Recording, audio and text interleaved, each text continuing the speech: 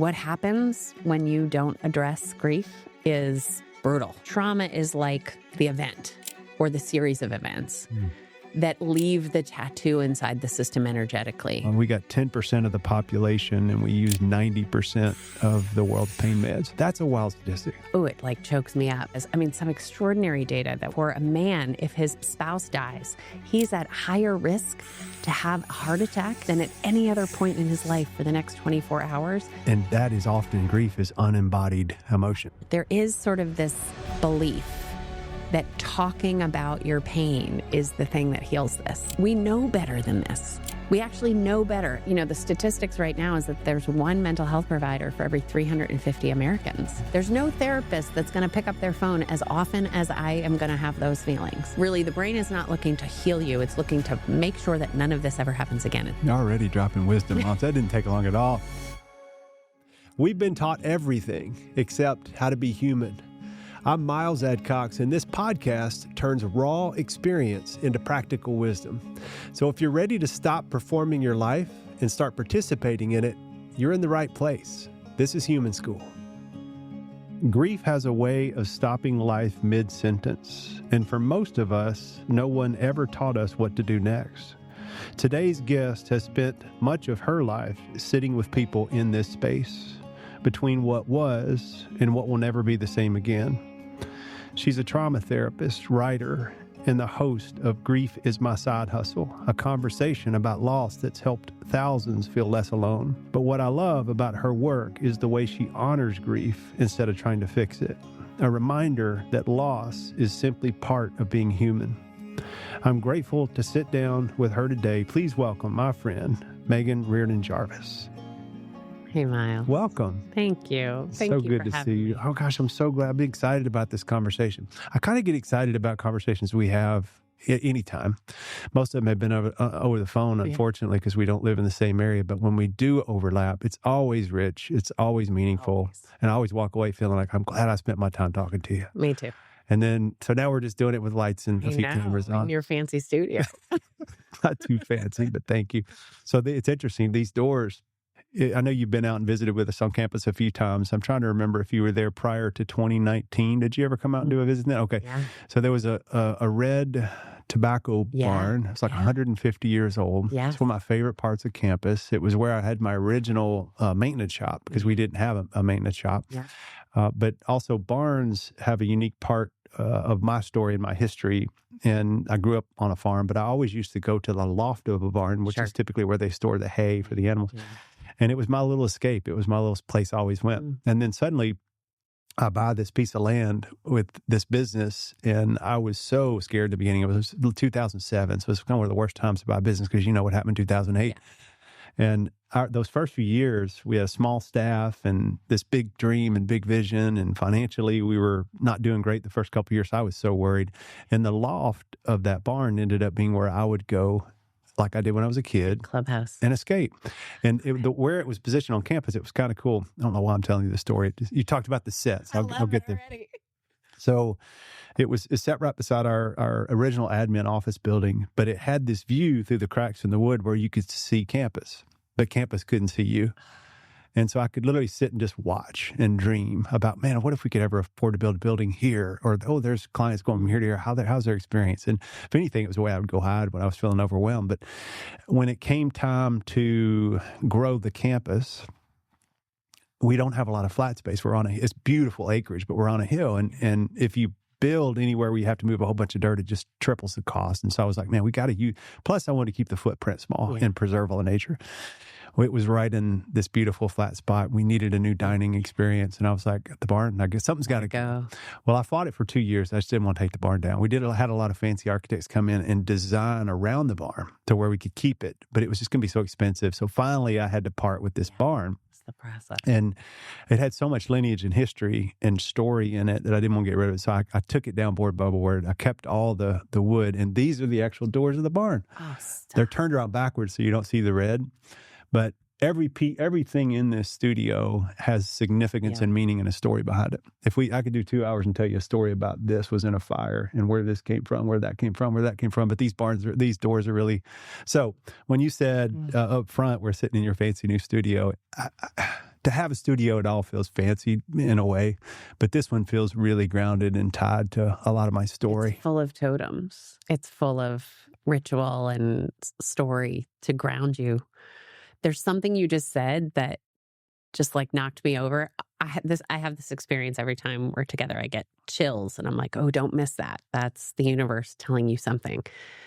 But you just described being inside. Oh, I have chills when I'm saying it. Being inside and being able to look out.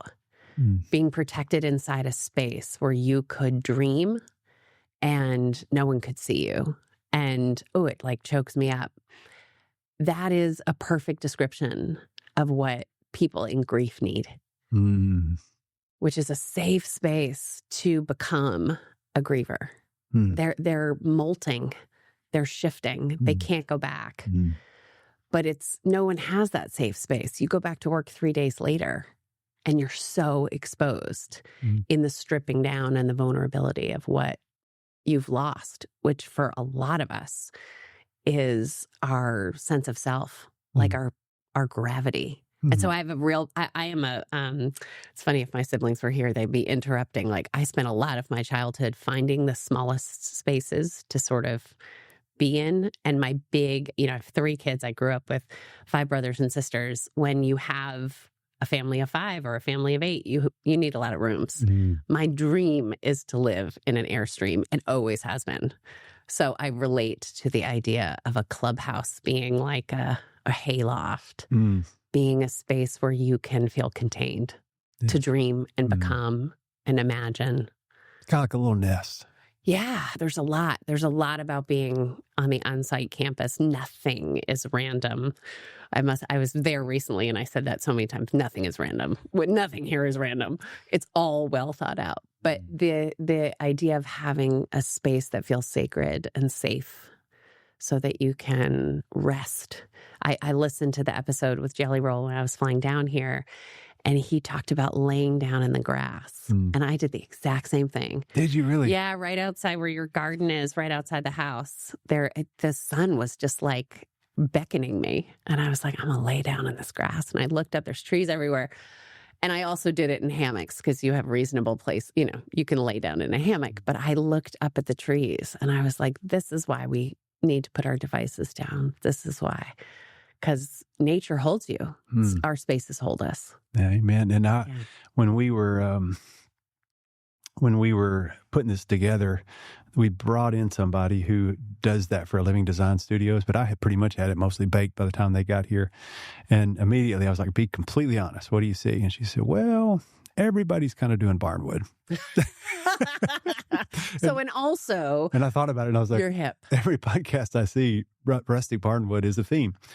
But I thought, even though that may be dated and I'm on the back end of a trend, I don't much care because it's not really about what it looks like, even though I care about aesthetic.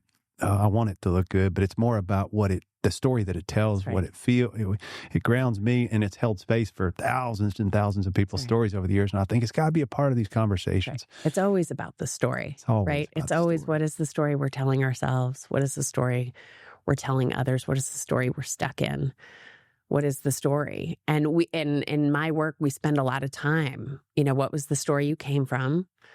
What's the story you have now? And what are you hoping for? And I work primarily with people who are in profound loss. And one of the things about that is you are oriented to the past in that moment. You're looking back at what you long for. And you pull that pain of the past into the present a bit, right? Like if I thought about, for me, when my mom died that day, I could take this moment and put in it some real pain that's not a present pain. And then if you said, Meghan, what are you going to do tonight? I would start to project my plans for tonight with the pain of the past that I brought into the present moment. And so a lot of what we can accidentally do is limit our story if we're not aware of sort of how we tell it, and then maybe even what we want it to be. And for grievers, there's a big moment where we don't want it to be anything better. We're fine being oriented towards the pain. It honors what we've lost. But there's also these moments where suddenly we're on this path where we sort of stopped in our tracks because this big tree fell, this big loss happened. And we want to get around the tree, even though we cannot see what's there. And we're pretty sure it's not going to be the same path. And then we have to be able to imagine and play with story a little bit. Yeah, you're already dropping wisdom bombs. That didn't take long at all. And I really want to get into that. It feels complicated in some ways when you try to get your hands around what we know about grief, even to try to define it and then find some type of roadmap through it. And it's one of the reasons I'm excited about what you've been building. I think you've been behind the scenes for years, kind of architecting this map, this field guide, if you will. And I appreciate that you pay attention to the environmental details around it, because I like how you said you can pull that story forward or you can leave it behind. And I have focused on that for years in our environments, as you illuminated. Sometimes I'm obnoxious with it, because if I ever do a tour, it's 5 hours because I got to tell you about that blade of grass and this blade of grass. And some people are like, okay, I get it. We don't care. But some people do. And and especially what you referred to about laying in the grass, when you heard about Jelly laying in the grass, that stuff to me has become more fulfilling to hear about, or as I should say, it's equally fulfilling to hear about as this big clinical breakthrough that happened in the group room in a therapeutic model, because it was the part that instinctively, before I knew why it mattered, it just really mattered. And I used to spend so much of my time trying to figure out, if the space around what we're trying to implement with change tools is change worthy in itself, then maybe we're getting a little closer to the natural rhythms that each human has, that they can grow, change, and heal if we give them the right context. And that curating the context around healing is as complicated, if not more complicated, than the healing tools themselves. And a lot of times it gets underappreciated. And that's where my artistry really comes to life. Yeah, it's that's like right. Looking at a space and a place and figure out what elements need to be here for people to deploy healing without anything we do. And the more simple, the better, like laying in the grass. And I have chills when you're talking, because I've had the extraordinary experience of both coming in with the eyes of a clinician, because I send lots of folks to y'all, and come down and done some, professionally based work. But also you guys were the nest that caught me when I got really sick after my mom died. And what I know is when you come in destroyed, when the doors and windows are blown out of your own emotional experience, you're not paying any attention at all to the couches and the chairs and the windows and the grass and you are just there to experience them. So for me, I can look at it with both pieces and sort of understand the gift of people who know to care about those elements of things. And you and I have talked a little bit about this, because my work is about providing structure. There's so little structure that's offered to a griever. Grief is, so I define it as the energy that's created in your body on account of loss. So the energy that's created in your body on account of loss. Yeah. So we focus a lot on what we've lost. My mom died, my marriage is over, my business closed, my health is different. But in that loss experience, you have an addition. And that grief, when I'm working with clients and teaching clinicians, we spend a lot of time examining what that is. So is it anxiety? Are you worried all the time? Which is, by the way, a totally reasonable response, because your brain is always geared to sort of try to protect you. And so it being worried that something like this might happen again, and it's scanning the environment and trying to keep you safe, great brain, good job. And also that doesn't work. And it's a hard way to live. But are you anxious all the time? And are you worried all the time? And do you have irrational thoughts? And, are there thoughts that just jump out at you, or ones that you kind of run around the track holding all the time? Or are you checked out? Are you kind of low energy? Do you not care about anything? And for a lot of grievers, they can have both. Like one sort of looks more like anxiety and one sort of looks like depression, but it is the energy that's created inside your body on account of loss. And that energy can, have spiritual components to it. And it can be, you're not sleeping and you're not, physical components to it. But when you look at it with a simple definition, then you get to be curious about how you're experiencing it. So, and there's lots of energy that we have. It's not all grief, but for a lot of people, I work, as I know you do as well, with executives, a lot of them. And one of the questions I ask on my evaluation sheet, on my intake is, do you go to the bathroom when you need to go to the bathroom? And there's always kind of like a little eyebrow raise and then a kind of smile, like a prideful smile, like, no, I can go all day without going to the bathroom, right? As if being totally disconnected and teaching your body that it can't trust you to respond to its basic needs is like a skill set. So what I know when someone tells me that is, we have some mindfulness work to do. I'm going to need to bring you back into your body, into connection, because I'm not even going to assume you can feel the energy of grief that's inside your system. But when you define it that simply, it takes away all the questions around, am I entitled to feel this? Right? So there's a lot of navigation and negotiation that people have around like, well, I shouldn't feel this way because that person has so much worse. Or I don't know why I'm upset about this. I'm not even part of the primary, friend group or family group or whatever. And when you just simply say, if there's a loss and you can feel it, you will have grief. And, for my son, that could be his soccer team, Arsenal, losing. And he's not going to get over that in 3 days. And most of us are expected back at work in 3 days. So when we define it as the energy, it also, I think, pulls away from this idea that it's meant to be linear. There aren't 5 stages of grief. That was sort of a well-intended, misappropriated piece of information that Elizabeth Kubler-Ross gave us in 1969, by the way. Was it 69 when she did the stages of grief? Yeah. Wow. Yeah, long time ago. And they were really intended for people who were dying. How do we support the dying? And grievers had nothing. So they were like, yes, please, we'll take that structure. But what you guys do at Onsite and Milestones is there's so much structure. And I think about one thing that's relatively new is the dining hall.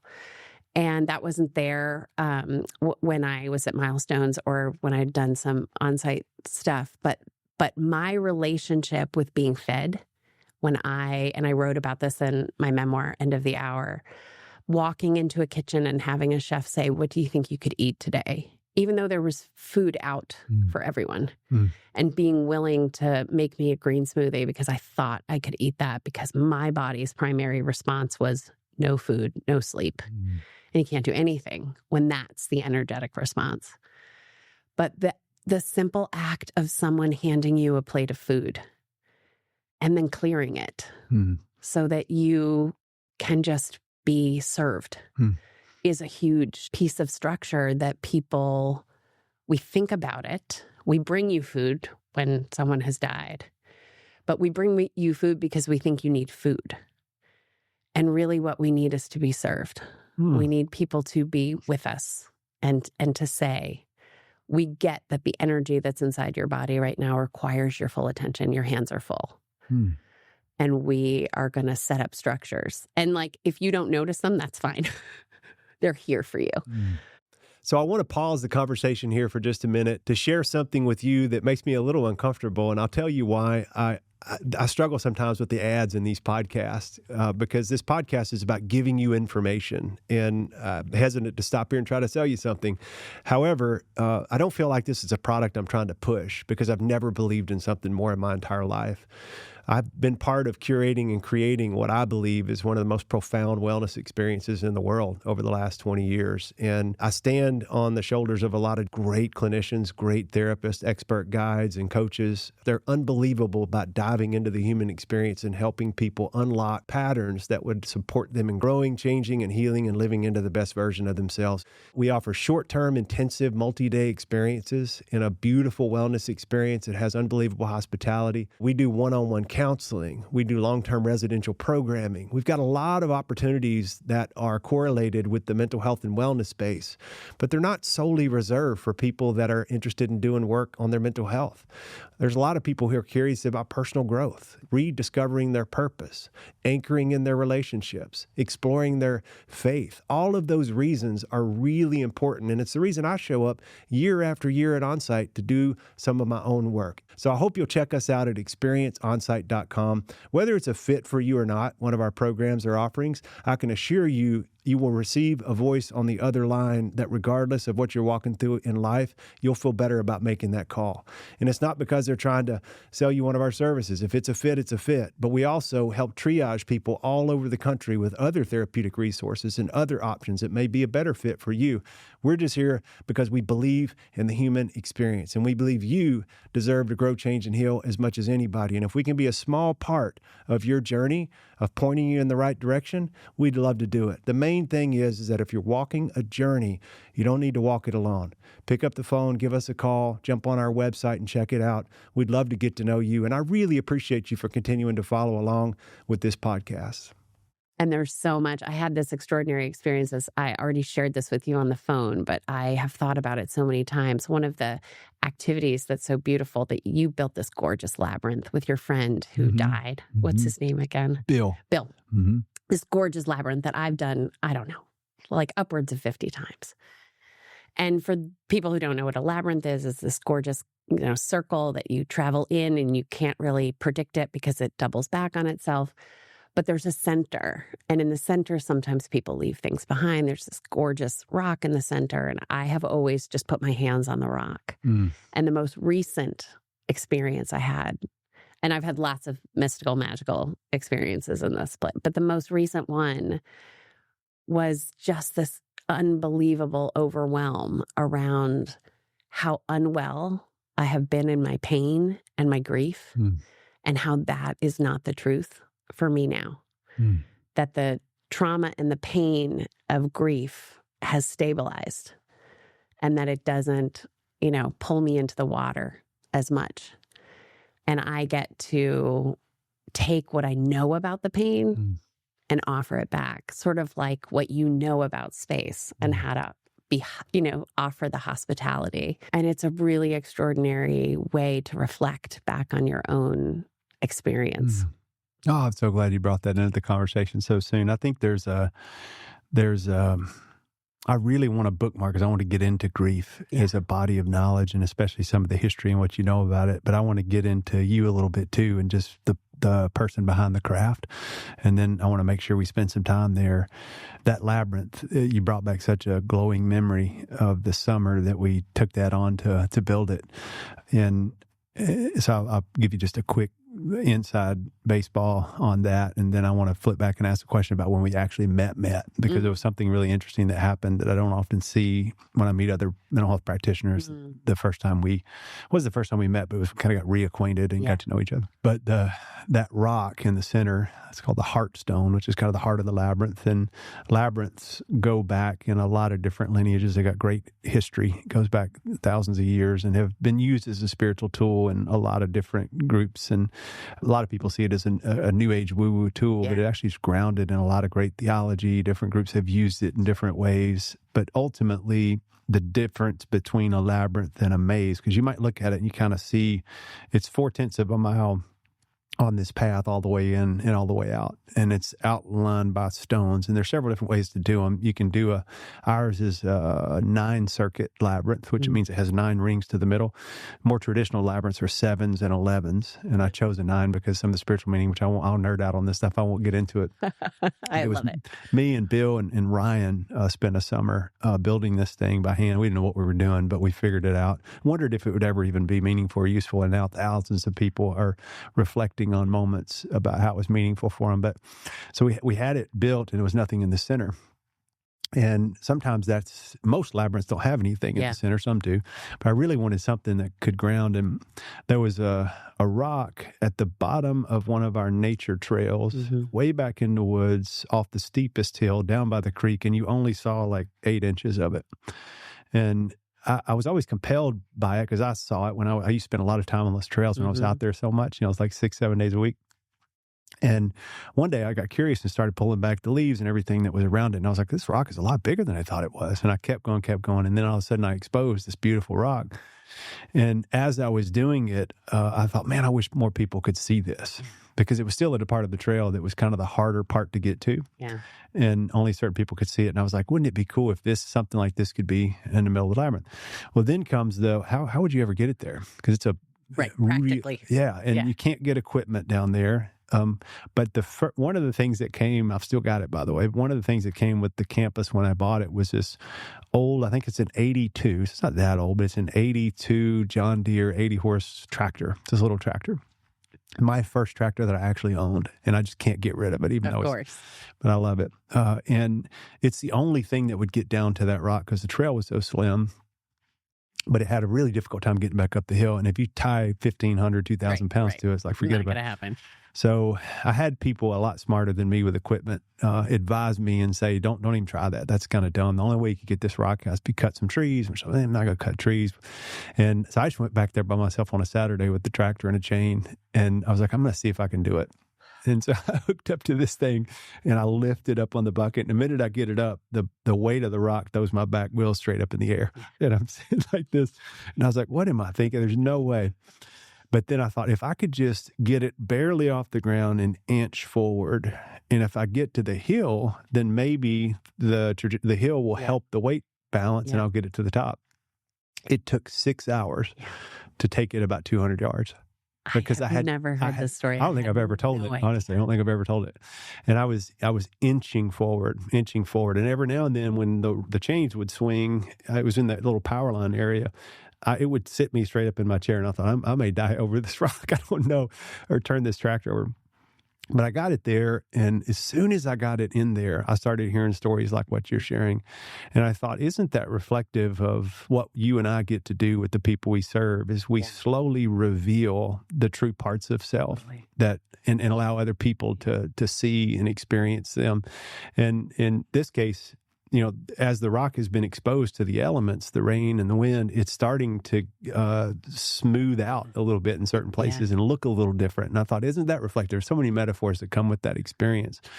But yeah, you're doing what you do as a great therapist this morning. You're reminding me of all these meaningful stories, and I'm jumping right into what's amazing to me also, what you're telling me, which more has to do with myself as an entrepreneur and less about myself maybe as a therapist, is the reminder that other people do not externally have your answers. That other people telling you that it could not be done did not mean it was not going to be done. Yeah. That there are many things, and I talk to grievers about this because they want to know what's the thing that's going to help them. And really, that's not it. It's becoming the person who can support yourself. And so for one person, that might be gardening, and another person that might be, traveling to Spain. But that's been a long learning curve for me, that in my early days of work with grievers, I sort of believed some of the things. Some of it comes from the rooms in supporting people in sobriety. We say things like, no sudden movements, don't move across the country, don't cut bangs, don't get divorced, kind of stay still while you're doing something really big. And what I really, one of the gifts of going through the thing is that you embody a different understanding. And when I was grieving my mom's death, which just undid me in a way that I never, ever could have seen coming, one of the things I really deeply understood is that there is an energy inside of me that cannot be stopped. And it doesn't matter what other people think about it. It doesn't matter that they think that I shouldn't do this, or that their wise and good sage advice, in some cases that I'm paying them for, is X. I can feel that essentially I'm going to go down to the river and dig up this rock because that's the only way forward. And what I would say is there are some holy, sacred instincts inside of us around what needs to be done.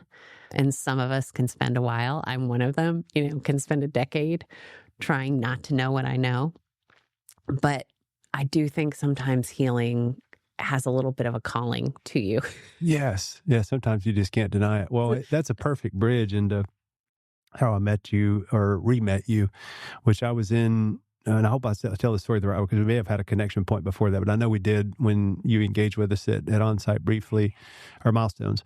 But I was in D.C. It was like an open house. I was up there speaking at a conference or an event, and they had this open house. It was an IOP that was opening that a mutual friend of ours, Susan is a therapist in D.C., in the D.C. area that I really respected, have known for years. And she was part of this new IOP. Yeah. And so it was kind of a professionals open house. All these therapists and clinicians were there checking out their space. And I popped over there before we were headed to a dinner, and then you came up and you said, "Hey, I've been really wanting to talk to you." And you actually had I think you had a copy of your book. I mean, I couldn't believe you were there. Well, and it was so delightful because I get a little socially awkward in those places, and especially when everybody's there, resume in hand, and say, "I'm a PhD in this, and here's what I know, and here's what I do." It's not that I don't value all that. It's just sometimes I'm like, I've done that for years. So I start to look for the humanness in those moments. Like, and all of a sudden you came bopping up and you were just full of energy, and you didn't lead out with, I'm an accomplished therapist that's been walking with people for a long time, and this, and this. You came up and you said, I'm an alumni of a program that you helped build, and it changed my life. And I want to tell you about it. In my mind, I immediately went to, there's no better human moment to me than when alumni engage with me. And it happens all over the world. It's so cool. It just happened in London when I was in central London, and somebody came up and said, "Hey, I'm an alum." So that's when I have one of those deeply human moments. Everything goes away and I fall right into my presence. Yeah. And I got to do that with you. And I thought, just like you were thinking, what was I doing there? I was thinking, I wonder what, you were doing at this thing. And then your profession got revealed through other colleagues who respect you that walked up into our conversation and said, "Oh my gosh, you guys know each other. She's one of my favorite, most talented therapists." And I'm like, I started connecting dots. I was like, I trust that. Here's an accomplished therapist, a published author, who ironically is innovating this whole new modality around grief. And I was so inspired by that. It's what I want to get into eventually, because I thought, what a universal concept that everybody can relate to and engage with. And I think we treat it so one-dimensionally, like it is when we lose somebody important, which that's an important part of the conversation. But it's so much more broad than that, and we'll get into that. But you were saying things, it was like, I want to refresh this conversation. I think what the pioneers in the field did was so meaningful, and it's got good roots. And they weren't wrong, but here's the way I think it can be modernized and brought into, and I was like, I believed it. I was like, you had all your heart into it. And then I got to check out your book and the beautiful memoir. We've been carrying it in our bookstore ever since. And then we got involved professionally. You came down and did some trainings for our staff. Yeah. And you did what I've always tried to do, which is you walked that line between an expert and a human beautifully. Oh, beautifully. I mean, because I felt the humanness come off of you, and I had to work to get the clinician, the brilliant clinician that you are. But that's what makes you so approachable. And I think it's what makes your model approachable. We've had some of the most thoughtful, respected clinicians from the world come in and train our staff. Yeah. And your response was right there with all of them. It was just remarkable. And you'll come in and do your own work. You'll come in and train our staff. And I've tried to do the same thing. And so I just want to say, from the origin of when we really got affiliated, I've had my eye on something that I thought was really authentic and real. And I had this vision that I think and we talked about the business side, so I'd like to get into that eventually, is like just the challenge of trying to innovate and do something new. Oh, boy. Looking ahead at our mentors that have done it and trying to figure out where do we line up. Every conversation has been rich and real, but I see what you're doing, and I see, having been a trauma practitioner for most of my career, and if I really were to evaluate what is a hindrance to the healing trajectory of those that experience compound stress, or what we call psychological trauma, what's the hindrance? And so many times I just see stuck grief. Yeah. I've seen it for my whole career. Yeah, that's right. But I admittedly had not put a lot of energy at that time in my career. I was all trauma. And I hadn't put a lot of energy into, where does grief play into this conversation with trauma survivors? Yeah. And why are we not giving it more of a spotlight? Until I sat in your first training, and I was like, wow, I hadn't thought about it like this, because it really just zoomed out. Yeah. So I'm so glad we're getting an opportunity to now have this conversation. I see your body of knowledge being transformational in the space. I see it it's almost like it's the beginning of something cool. And I'm glad I get to help expose some more of it to eyes and ears that might be listening. Well, you've been and the whole crew have been big cheerleaders in the work, which is really important for me because I'm someone who I would like to draft off someone else. Being an innovator or an entrepreneur or a thought leader, those are words that people have used with me that I'm like, you're talking about somebody else. I just have these little ideas. And part of what, you are the sum total of your experiences. I had early childhood loss. There was a death of a teenager that I loved in my childhood. He drowned while my family and I were at the beach. My brother found him in the water. What age? I was 9, he was 16. Wow. So kind of my early experience is knowing that kids could die, which immediately put me in a position where I felt pretty separate from my peers. And the way in which the death happened, it was in a summer community, and we returned to our community, shortly after. And the people in my school community didn't know about it. So I spent a lot of my life just sort of feeling a little like not like everybody else, which is a hallmark of people who've had trauma. But I didn't learn that until I was in my early 20s, which early 20s felt pretty old to be learning. I'm 51 now. I know that I was lucky to come to it, but I began to study trauma, right? And trauma is like the event or the series of events that leave the tattoo inside the system energetically. And then you organize yourself around that. So it can, for me, I knew kids died when I was 9. Other peers were still, they believed in Santa Claus still. So the way you orient your life to sort of protect yourself from the experience that you know is true can be really dysfunctional and difficult. And so when I came into the world of therapy, which really was because I went through a breakup and I was not recovering from the breakup the way that I had seen peers. And I was like, I'm having a harder time with this. And I went to therapy almost because I felt like I was failing, not because I thought I could get help there. And when I was in therapy, the therapist was like, yeah, it's a little bit about the breakup, but mostly it's about all of the other way that you lived your life around the family system that you grew up in, this terrible event that happened. And I was like, tell me more. So I started in the idea that the event, the trauma, is the thing to focus on. And is going to teach you.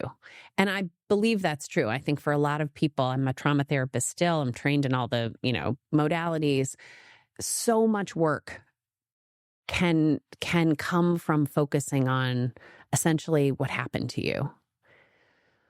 But the part that I think the trauma work can do is, and I know you guys feel this because you do the intensive work and then you got to kind of launch the people back out into the world, is you can be left without enough scaffolding to then, when you have stabilized the trauma and maybe healed it, how do you become who you need to become?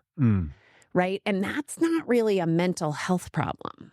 That is more a human school problem. How do I become who I need to become? And when I was working with grievers, people who were primarily trying to adjust to a profound loss, I was really deeply aware that they are not mentally ill. They are just adjusting to something that the world does not really want them to have to deal with. And they don't want to talk about it. And we don't want to support it. And we kind of want to look the other way. And there's a million cultural reasons why that's true. But that is the truth. And so the soapbox that I can find myself on, and my husband, every once in a while, he has this way of like putting his hand on my arm when I'm being too crazy, because I can talk about, the spirituality of things or the way in which we don't have policies. And my soapbox can be a little overwhelming, but really it's just the enthusiasm of we need to take the work to scale. And so, the statistics right now are that there's one mental health provider for every 350 Americans. So we can't all go to therapy. And mental health providers are not trained in grief and loss. They're often trained to work with anxiety and depression, which can look like it is the same. But we know it's not the same because when I was in my most deep pain, which looked more like depression than anxiety for me, if someone had come and said, oh, we're sorry, it was all a mistake. Your mother's not dead, she's alive. All of those symptoms would go away. And that's not the truth in depression. Depression is a constellation of things that is activated almost irrespective of whether or not there's been one concrete precipitating event. So we can't use those treatments. And so there are some treatments and there are some modalities, but from my perspective, there's a little bit of like mental health arrogance. You know, we use the language and the lingo, and it can be exclusive and it can be expensive to come, and it's hard to find. And what if you don't like that therapist? That's the one out of the 350. You got to find somebody else. It's not accessible. But I also think it's not true. Telling people that you need to see a therapist because you have a lot of deep pain right now really nullifies the fact that this is a developmental experience that every single human being will go through. Wow. And so we support we're doing things like in the menopause world right now, we're finally teaching women, what they need to know about their own bodies. And then they get to go to their practitioners who are quickly scrambling to get also educated. And those folks now are going to be able to treat people more effectively. What I see right now, what I see often comes from a corporate lens, because I do a lot of corporate work, is people who don't want to go to work. People who no longer know how to work in work environments, and work environments who are sort of like, maybe you don't need to come to work, but you and I know. I mean, I flew down here to do this podcast when I could have done it remotely because it's a totally different experience to sit across from you. We co-regulate the energy. And I can feel when we're in a sacred conversation because I can literally feel it in my body because human beings are built off the 5 senses. So we have a problem at scale, which is people are grieving things all the time. I mean, our world is wild right now. And our central nervous systems get dysregulated. And that really, most people don't know that their central nervous system is their brain and their spinal cord. But the central nervous system, the ocular nerve, is part of the brain. So what you look at goes directly into your central nervous system and can immediately dysregulate you. So that alone, the piece that I think is missing is just the educational component and then the experiential component, right? Like we send our kids off to college, take a whole bunch of classes to see what they might be interested in. We need like a grief university. And what the work that I've done is really to say that, which is you're going to have to do this. I know it feels unfair, but it's actually part of life. It's part of every single human being's life and lots of animals. And we're built to believe, at least in Western culture, that because you feel lost, you're somehow a loser or you're failing at something. And that's just insane. It's wrong. And we don't offer you any core understanding of like why you have brain fog or why you can't eat. Or, I go back to when I'm teaching people, I'm like, okay, we're going to go back to, 8th grade biology, and I'm going to teach you about the 12 systems in your body and how they can all be impacted by the trauma of loss. And understand that loss is not for me to decide. If you tell me that closing your business or the death of your dog or the estrangement with your father is causing you not to sleep or not to eat or to wonder what the meaning of life is, I believe you. It's not for me to say you shouldn't feel that way. That's never worked. It's for me to say, let's figure out what's going to be supportive of you while you grow into the person who becomes someone that knows how to be with this loss. So well said. And you illuminated so many bigger challenges that I think are worth talking about, but I like the reframe you gave it in that, mental health is a significant challenge, and the way we offer it as the resources we provide are so separate in a way. There's the public side and the private side and the faith-based side and the non-secular side, and we kind of got our boxes, and we haven't done the best job of coming together to figure out how we do it universally. And that's right. But the really great reframe from a mental health professional is, I think in some cases we might be over-prescribing it as this is the answer everybody has to have when you're going through totally a tough life moment.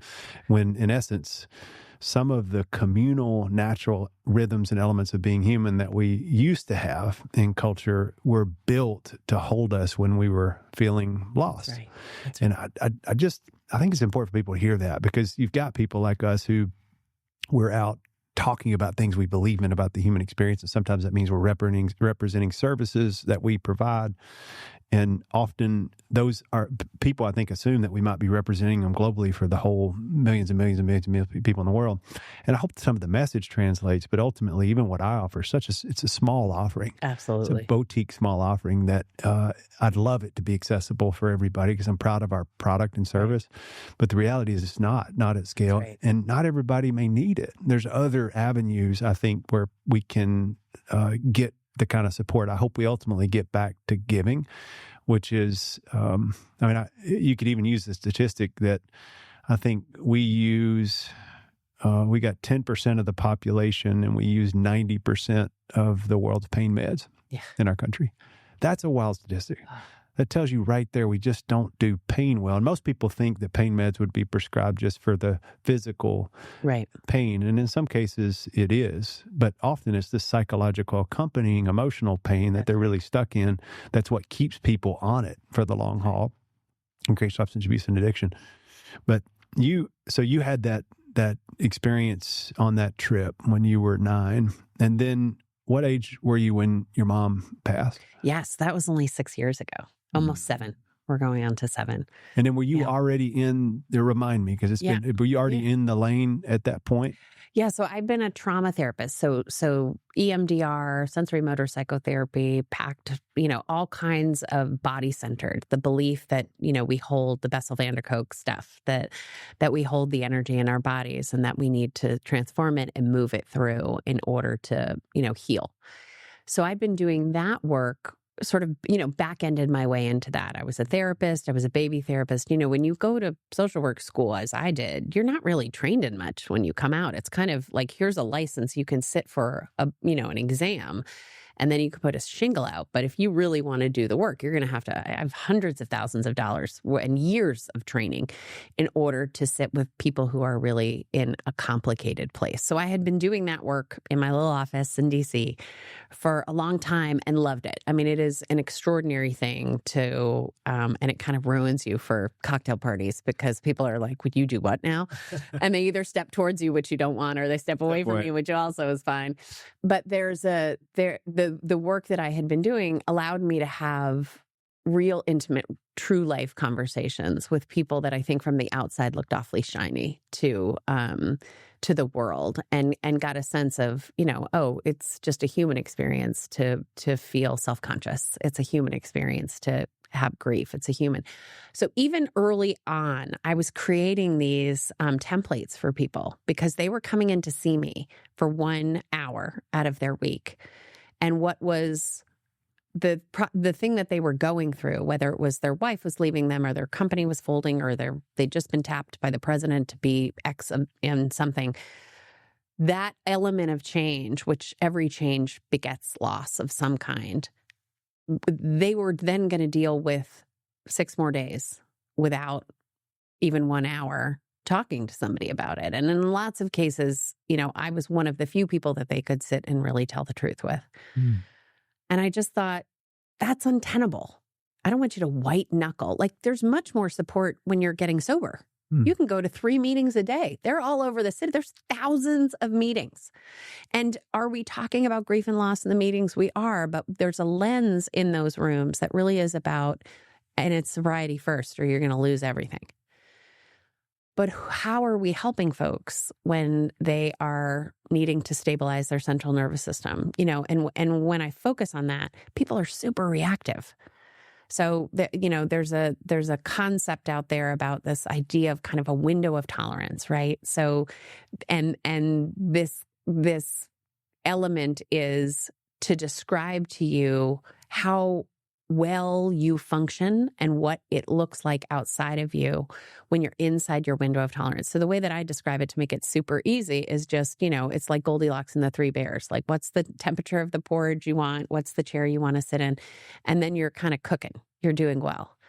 When you are grieving or going through anything that's intense, that is it is destabilizing your central nervous system, that window gets really small. And so grievers who are, running the country or running their families, their reactivity is much higher because it's essentially like they're wet and cold everywhere they go. And so you turn on the air and they're like, oh my God, why is it so cold in here? They're trying to defend themselves against what feels like an assault, and other people are not seeing an assault. And we need to teach people about that.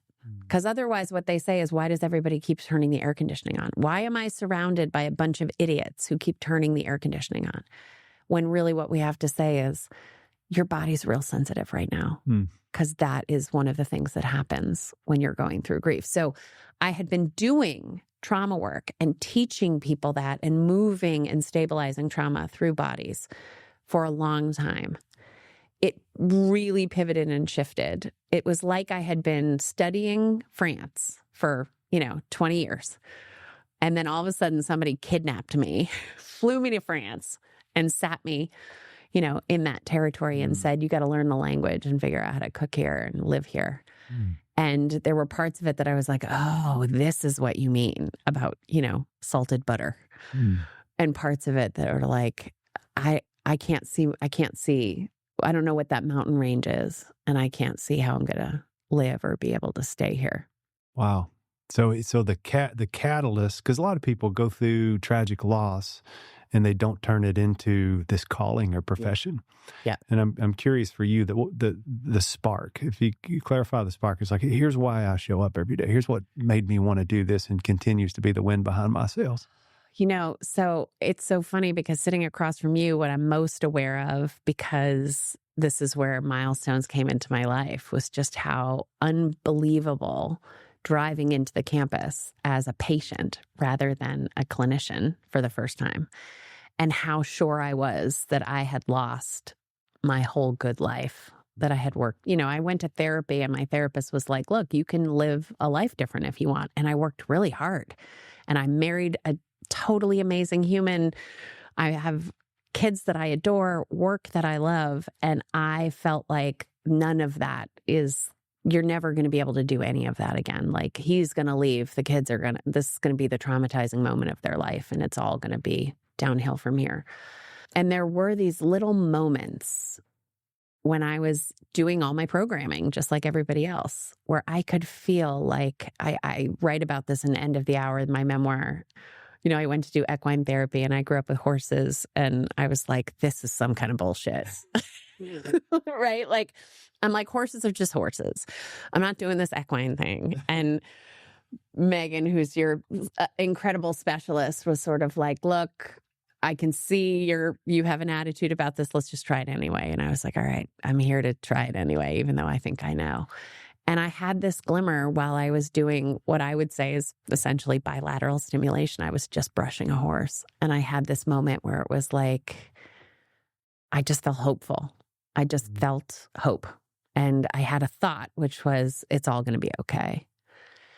And I felt, and I can feel it in my body right now, two things. One, I really wanted to tell this story of a trauma therapist who kind of knows everything and is respected in that world and falls all the way apart. Because I wanted people to see the difference between what is, I would say, the larger percentage of people's grief experiences, which is more similar to what I had when my dad died, which is, it's awful, but it didn't knock me off my horse. And trauma that needs treatment. And it needs treatment from people who know how to provide the treatment. So trauma specialists. Not everybody's going to have to be an inpatient like I was, but they're the average therapist and the average person doesn't know the difference. And what I was able to do was make a phone call to our friend Susan and say, I need help. And she said, well, I think you know where you need to go. Let me make that call for you. So I knew who to call and what to ask for when I understood within 3 months, when my symptoms were getting worse, that I needed help. Most people who came to my office, who then I send to you and other places, they've been suffering with their symptoms for like 18 months, and now they're going to lose their job and their wife is mad or whatever. So the difference for me was I had the privilege, like the real privilege was understanding the difference between when it is a mental health issue and when it's something sort of developmental. And that really came from my own experience. But the soapbox component was we got to teach people that. They need to know the difference. And part of the way that, and I have some chills saying this, the structure, the model that I created, if none of it works, that's a good indicator that you need trauma treatment. If none of the structure, the daily structure that I built for my trauma clients, but also for people who are just grieving, here's something to do every day. Try this. And it's not, I know this is going to work. I'm not putting on a tone of, let me tell you, it's what feels possible. What feels possible. And I've told this story a number of times, but I have this dry erase board. Now it's in my podcast studio, but I bought it, when I was like a bright-eyed early therapist. I bought it because I wanted to do some teaching with I was a teacher many years ago. And I bought the pens and I said, oh, well, what was helpful to you when you were grieving? Let's write that down. And I wrote it down with a permanent pen on my dry erase board, not a dry erase marker. And it's one of those small moments, right? Those little God taps where like that board then became the place where anytime anybody told me anything that helped them with grief and loss, I wrote it down on the board in all different pens. And so that board has things on it like drinking too much. I'm not here to judge what's helping you. We'll talk about it, but I want to know, what did you feel supported you? People would tell me like riding their motorcycle. I'm never going to tell someone to ride a motorcycle ever, ever. But if you tell me that felt supportive to you, and you'll notice I'm not saying healed you or made your grief better, but it supported you during the time that you were not in my office processing out grief. The other thing is, and I think TikTok doesn't help us here. There is sort of this belief that talking about your pain is the thing that heals this. And you and I know that talking about your pain when you don't have the way to sort of support yourself in the emotions that that's going to bring up is part of, I always sort of jokingly say, like, can I introduce you to the real problem of addiction in this country? It can drive then people who are sitting with a lot of feeling, and then they need to somehow dissociate from that feeling because it's too much. So I was thinking about that a lot, which is like, grievers they're being waterboarded by the intensity of their emotions. And some of it is about whether or not they're going to financially be okay, and if their kids are going to be okay, and will they ever date again, or will they get to have a baby? And that's so much. And they need to go to work because they only got 3 to 5 days off. So there has to be a skill set that we are teaching people to be able to sort of dip in and out of the intensity, and also get through the day.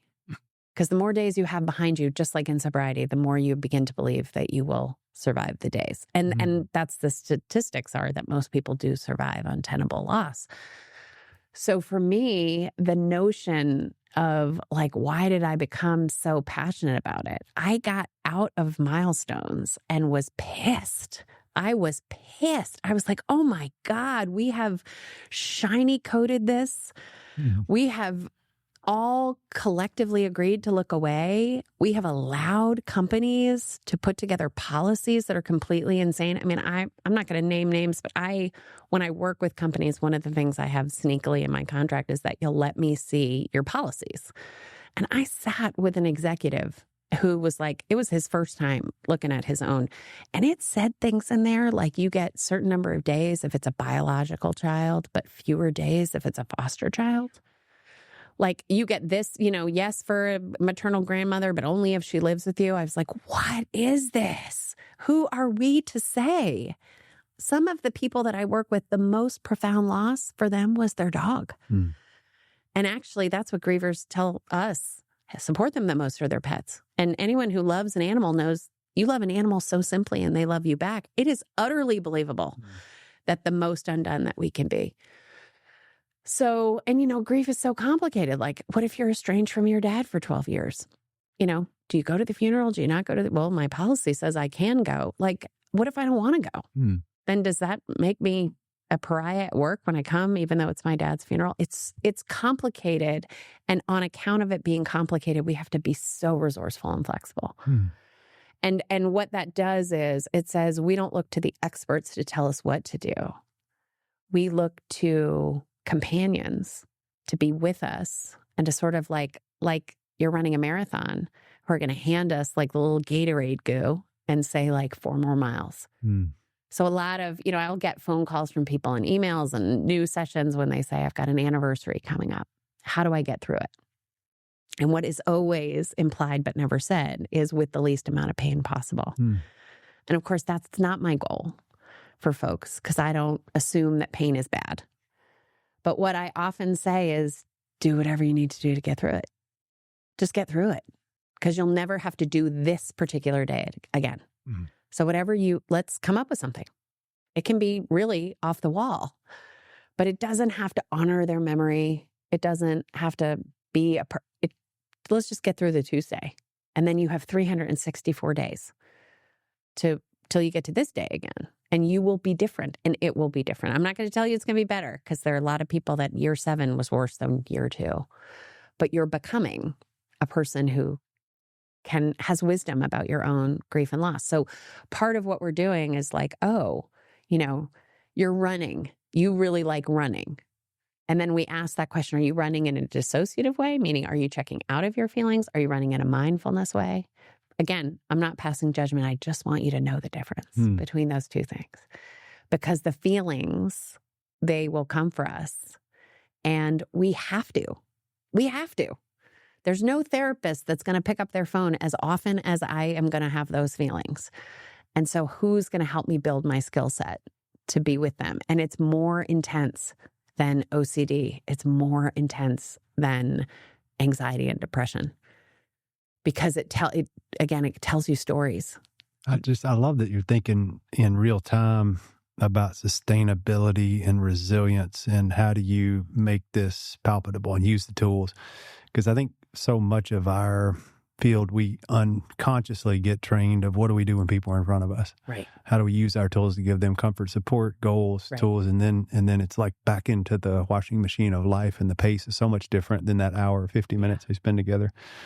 But you're at the go, you're thinking about how do we get simple strategies and what's going to. So, and I also love the way you came about your drive, because it's not it's not an untypical story for somebody to experience a hard moment in life, a fall apart moment in life, and then get the right support to put the pieces together, and then decide they want to be a guide for other people's story. In that way, that's kind of my story in my early 20s. All the helpers I know, that's their story. We all kind of got a story. And there are some people that sometimes don't know that story until they get into the helping profession. Yeah. They come into it and life was pretty good, and they just have a heart for helping, and then they get into it and it's like, oh my goodness. Right. But in your case, you got into it motivated by feeling different, having grief early in life, and then you had a come apart moment, and it only fueled you more, once you got in touch with those resources. I was so mad, Miles, because I think I had this idea that like, okay, grief is the worst thing there is. It's the hardest. I'm going to study all the things, and I'm going to know all the things, and that will act as a life preserver if I get knocked over. And it's not that it didn't, but the way that it acted as a life preserver was it told me quickly how unwell I had become. It didn't keep me from grieving. It didn't inoculate me from, oh God, I was, so a lot of my early days was just fury. It was just like fury that we don't tell the truth, fury that we don't provide support, fury that we expect people back to work, fury that, we're doing a disservice to this. It's just one big lie. I mean, it's such a lie. Like imagine if, we support our culture in other ways. I think about puberty with kids, right? Whether or not you let your kid take a health class, in most schools, it is there.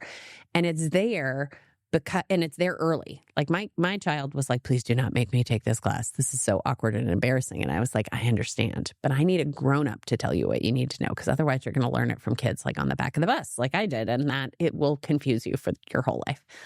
But mostly what we're trying to do to kids is say to them, your body is going to go through a series of changes. You do not need to define that as something that is weird about you. That is development. It's going to take a minute. It's going to take a minute to shake out. And I use this story with permission from my daughter, who's turning 18. When she was like 12, There was one week where she came downstairs and she was dressed like Sporty Spice. She came down, she had like a little athletic top and sneakers. And I was like, okay, that's a look. And the next day she came down and she was like in all black and had colored her nails black. And I was like, that is a different look. The next day she came down like Pioneer Woman, like one of those dresses that had and I was like, what is happening? And what I knew was happening was that she was trying on identities, because that is sort of developmentally what kids around that age who are hitting puberty, they're looking to their peers and they're sort of like, oh, am I like this? Am I like that? Am I like this? And so I could see her friends' relationships sort of and influence in her clothing. When we're grieving, it's like an adolescence. It is this period of time where we don't actually know. We are not intact about who we are. Mm. And we act like we don't know that, but we do know that. We do know that your identity is really messed up when your marriage falls apart. But we look at you and we're like, well, you're showered and you have your sweater on, so you're the same. There are elements about you that may be the same, but imagine if what we said was, what's it like to be at this Christmas party right now for you? Because I just know it can be like a mess. And what people say to me is like, I don't want to do that because I don't want to make them feel Listen, no one is making a griever feel bad. They are in those feelings all day long. If they do not want to talk to you about it, which they may not, they will not. They'll say, no, I'm just here for a cocktail party. But for most people who are grieving, it is the track that is running. It's like a song in their head that they hear all day long that no one else is hearing. And so when someone comes and says like, oh, I understand that because of your experience, you might be hearing music. What's the song? It is such a normalizing. I don't need everybody else around me to be in grief. I just need them to know that there is a song all the time. And my experience, my mom died over the summer. And I was with her. I grew up on Cape Cod and I was with her. And, we spent a lot of time at the beach. So what I came home and we were like brown as berries from being out in the sun. People were like, oh, it looks like you had a great summer. And I was like, I don't even know how to respond to that. And then as people, I live in a small town, and as people kind of came to understand what had happened, it was just nothing. People would see you and then there was nothing. And I can't tell you exactly how to approach a griever, but I can tell you to be Miles. Who are you? Well, I'm somebody who likes to mention things, and I'm somebody who likes to bring, a Bible verse, and I'm somebody who the idea that we're all supposed to bring a lasagna, you don't want my lasagna, I'm a terrible cook. Or that we kind of do it up front instead of stagger, because what we know is grief is long, long, long. We know better than this. We actually know better. All grievers have been telling us for years. There are thousands of memoirs out there, podcasts where you can listen and the people will say, it went down like this. It would have been better like this. That's one of the more common things you hear. All the time. And people will say to me, what should I do? And I'm like, I don't know what you should do. What I do know is that as someone who's trying to support a griever, you have a way that you can instinctively find.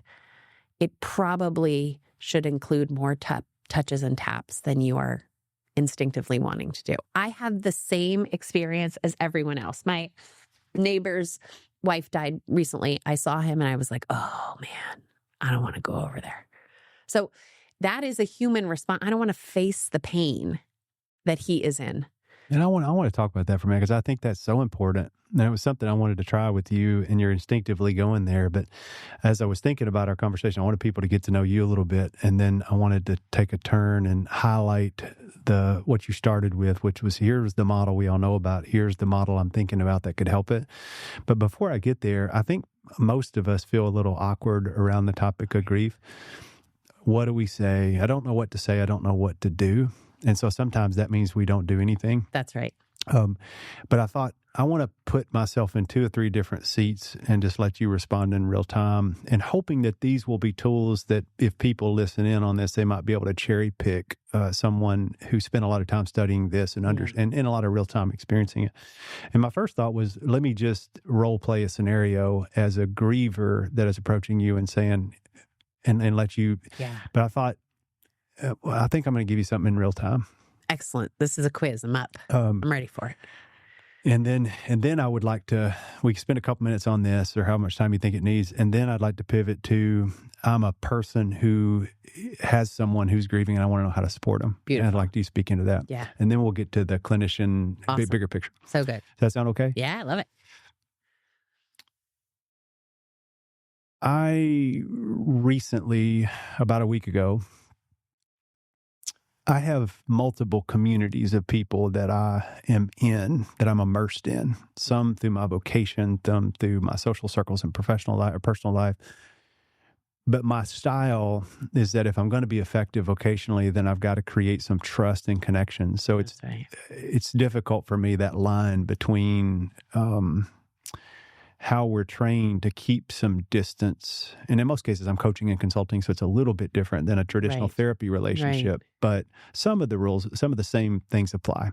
But I've always struggled with that because I feel like I can be more effective with more trust and connection, which more trust and connection means more of a personal relationship. I get this. So it's hard for me not to get personally tied and friendly with people I support on the long haul. Well, this is one of those instances where, but usually I've done it long enough, I know my space, but sometimes you get immersed in it.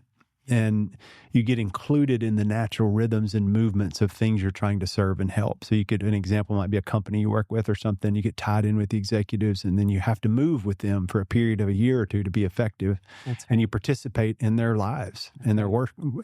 Well, that was happening. And then suddenly there was a big experience or an event that I had been a part of for 2 years and suddenly I wasn't invited. And initially, I thought, well, logic would tell me that makes total sense. Yeah. From my role, it makes sense that at some point you start to graduate and let people fly and that I probably am not needed in that moment. Professionally, I could make sense of it. Sure. But then there was the personal side. Mm-hmm. And I didn't even think that personally. I thought, I'm immune to that and the personal side. But then I didn't sleep that night. Yeah. And that's always a cue for me when I wake up and I'm ruminating and totally. And it brought up for me a horrible breakup from 12 years ago. Mm-hmm. And then there were two main themes. The sense of an overwhelming loss when I lost Dakota, my dog. I've had great conversations about that several years ago. And it brought up the rejection of a breakup that I was surprised about a long time ago. I've been happily married for years, but it was prior to that. I was so surprised in a way, even with what I know. I'm like, how am I experiencing those same feelings where this feels like rejection. Yeah. I literally feel like I'm rejected and I immediately go into, man, am I losing relevance? Yeah. Am I still wanted around certain things? So I literally went down that rabbit hole 3 a.m. and I'm sitting there thinking, and then you zoom out the next day or 2 days later and you think, or is this grief? Yeah. Is this grief tied to grief? So it's both. I want to say something clinically first, just so people hear this, which is that our brain codes like experiences in the same folders. So the death of your dog and the breakup and the collapse of X, Y, and Z and a health crisis all gets coded in an orange folder. And it's really important for us to know that is the brilliance of the brain. It's creating these templates so the next time you come into an experience where this constellation of feelings, rejection, whatever it is, pops up, it says, oh, we know how to do this. We've done it before. Just use this operating system. But it's faulty, of course. But it is really startling to people. Like, I had a boss die suddenly when I was working at a social policy think tank in DC when I was in my 20s. And I was having nightmares about my grandfather who died. And I was like, what is going on here? But when you understand that the brain, you're just shaking the same branches and different leaves are coming out, it again, I think, can make you feel like, oh, I'm not doing something weird. This is the way that my brain is operating. It's saying, hey, maybe since this thing hurt you, we should go back and check on all these other things that hurt you and see if we can pull any information or wisdom so that none of this, really, the brain is not looking to heal you. It's looking to make sure that none of this ever happens again. It's basically a predictive tool. So that might explain a little bit why you're allowing me to see this as, oh yeah, it's totally normal. Same tree, same branches. Whereas I was thinking, why is that bringing up this old stuff? Well, and then what we do when we don't have enough information or education is we say, there's something wrong with me. Yeah. Why am I not processing this? I had a conversation with a sibling when my mother died that was all about my father who had died 2 years ago. Mm. And my husband, who had overheard a little bit of it, was like, that was weird. I was like, it's not weird. This is not weird. It's not. It happens to people all the time. We just don't talk about it because we can generate some sort of shame or opinion or judgment or feeling. It's just like totally normal. So one piece in there is that it's totally normal. The other piece, and this comes from the IFS work of Dick Schwartz, who's such a brilliant teacher to us, is when you look at your thoughts as managers or even firefighters, when you're waking up at 3 o'clock in the morning and your thought is, maybe this is about rejection, right? And then you start to think, well, what did I do that would, right? That little manager, you're going to pick that idea up and you're going to walk around the track in your local high school for days, months, years. Well, maybe it was because I said this, or what if I had said that differently? Or perhaps I should have got them to sign the contract. Or what that does is you walk around in a circle, no new information really, because it's all in the past. No new information. You're just going over the details over and over and over. And you feel like crap. So it's this amazing tool, which is how to do the feeling like crap because we know you already did it before. You through a breakup and through a loss. You'll survive that feeling. Mm. The part that's more challenging is to look at the present moment and say, oh, Miles, of course that hurt your feelings. Is to show up for that with compassion. This isn't about whether self-compassion. This isn't about whether you did or didn't do anything wrong. It's that everybody wants to feel important. So it would make total sense that feeling arose, and because in my mind, it's not about being a clinician. It's about being a human. Everybody wants the bachelor's rose. Everybody wants the invitation to the party. Everybody wants the speech on stage to thank them. They all want to be in the liner notes of the book. That everybody wants that because, really, from a soul perspective, we need to know that we matter. We need to know. So I don't want to prescribe that that's what it is, but a different way to show up for that pain. And that's what we do with grief is we say, what if you show up for yourself with compassion? Instead of some instruction that it should have shaken out differently, it didn't. It was always going to go down this way for lots of reasons. And I also think it is worthwhile, for the clinicians that are listening to say there's a lot of baloney out there that we're trained to be something other than humans. The model that I've created actually really embraces humanity. I'm sick and tired of the lesson that I was taught really early on that you're supposed to be like an empty vessel. I am not an empty vessel, and you're lucky I'm not. I've been through a lot. I have a million hours of training. I have experienced a ton of things. I know a lot of resources. And the way you are going to trust me is if I share myself with you. And I have this weird, I wrote a whole memoir about being checked into a mental health facility. So I just, I had a neighbor who, when I was coming back, when I was leaving, she said, what are we telling the kids? And I was like, oh, we're telling the kids that mom is going to a mental health facility. And she said, oh, okay, I just wasn't sure. And I was like, and just so you know, this is the thing I'm the proudest of. And I still feel that way. And that's the story. There's no other story other than I'm a human being who happens to be a helper, who offers a lot to people. And the ethics around, you got to be careful about, are you too much in there? Are you, I make sure to have other professionals who I get to say, oh my God, they had that big event and I didn't get invited. There are some extraordinary wins that my clients have had where I have two women who have been a big part of my professional life who I get to say, you saw that thing in the Times. That's my guy.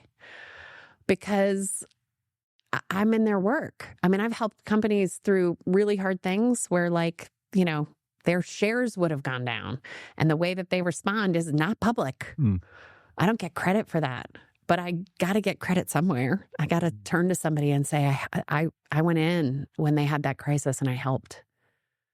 So the compassion, I think, is the most important, to look back at ourselves and say, we're all just like, 5-year-olds who want to get picked to play on the playground. We want somebody to say, will you I want to play with you. I want you to be the person. So we could clearly keep going on that if we had more time or we're in a real interpersonal situation. It was real because I decided to make it real. I didn't put a lot of color into the recent incident because out of confidentiality for both that and it's new for me. And I think newer incidents that I'm still processing, I want to be careful not to overshare too soon. But watching what you did, I think it's important for people out there. It doesn't matter if you're a therapist or a clinician. It's when people come to you. I started with something like I felt left out a week ago. But really what I was talking about was grief. Some of it is stuck grief from several years ago. Right. And what you did was you didn't give me a PowerPoint presentation on grief. You didn't come in and say, well, here's exactly what you're feeling and why you'd be feeling this way. And here's what you need to do to get out. First, you humanized and normalized it. Yeah. By saying, you did give me a little bit of data because you said, you talked about the branches and the trees and if you go here to here to here, then you should. So immediately I was like, shoulders dropped. I was like, okay. I saw that. Normal. All right. I should be feeling that. It's not too big or too small to bring up. And then you went right into a story, which stories are the juice. And so immediately I relaxed and opened up to that.